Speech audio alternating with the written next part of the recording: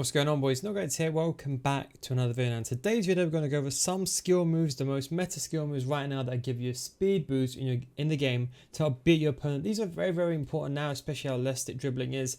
But without further ado, let's go straight into the video. Okay, now the first one is called the strafe and exit, or I like to call the classic explosive sprint. That's been known in the community. Now this is actually very simple to do.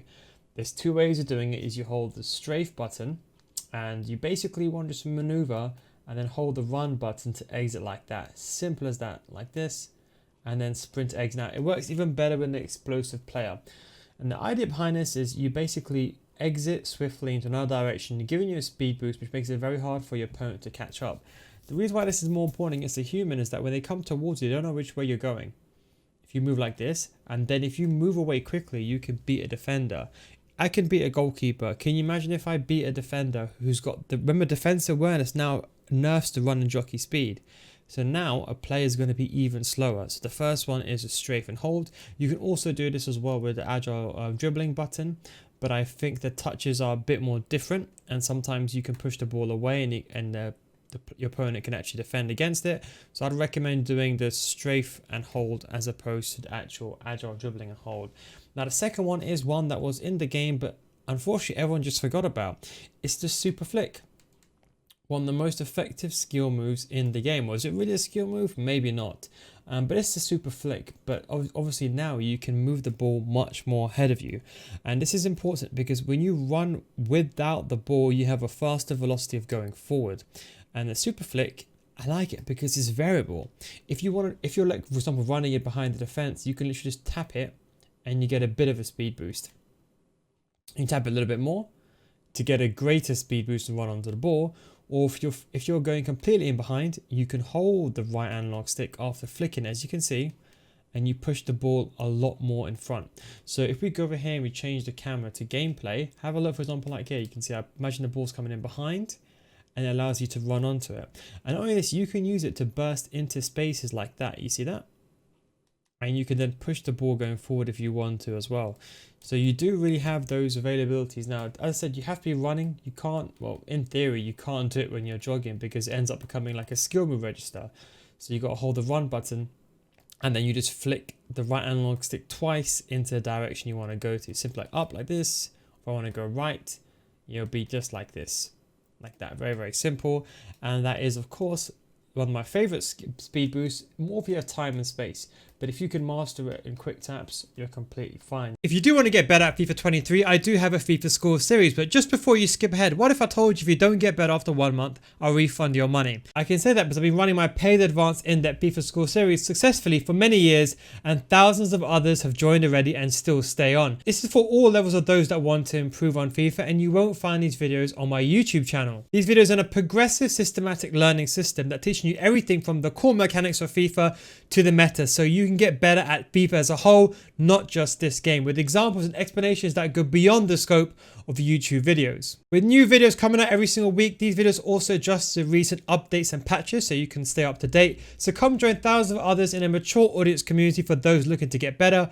Patreon.com/nilguides, link is down below in the description. Now when you join, we already have a library of hundreds of videos that are specifically made for both new gen and old gen, with new videos in FIFA 23 getting added every single week. We also have an additional group coaching as well that we started this year due to high demand and high request. And don't forget guys, it's a money back guarantee, so if you don't get better after 1 month, I'll refund your money. That is the Nil Guides guarantee. Anyway, link is down below in the description, patreon.com/nilguides. But anyway, back to the video. Now the next one is my favorite skill move this year, and it's a really nice one, and it's called the explosive fake shot. Now what I'd recommend is, if you're going to try this in arena, I'm going to show you, make sure you select a player that has the attributes to do it. That's the most important thing. So if I go to select player here, a good example will always be someone like Mbappe. You need to have above 85 acceleration and sprint speed for you to be able to do the speed boost of the explosive fake shot. This is so effective because what you do is when you do the fake shot, you tank the ball and then you kind of change velocity at a quick angle without losing that much speed. So have a look. If I go like this, you see that? And how you push the ball away. And of course, reversing a goalkeeper, it's a bit of a different one. But you can see, for example, like here, And do you see, you get that initial speed boost. Have a look at when I exit. So running, then doing a fake shot. You see that? Now, what's more important here is when you're doing the speed boost, this is the most important thing. You have to exit in a, think of it like a cross, okay, from where you are. If you try to do this, like going like that, like a 45-degree angle, you're going to end up doing the running fake shot. If you don't do it properly, you're going to end up doing a regular fake shot. You're going to end up doing a scoop turn or something of that nature. So just do bear that in mind. So you have to be running. So hold the run button or R2 and do a fake shot at basically cross sections. And you can get that speed boost like that. You see that? See how you can beat the goalkeepers? Imagine if you're running in behind and the goalkeeper's coming towards you. And even if you do it early, you can see you still get that speed boost. Such a very effective skill move inside the box to beat a defender or to go around the goalkeeper like so.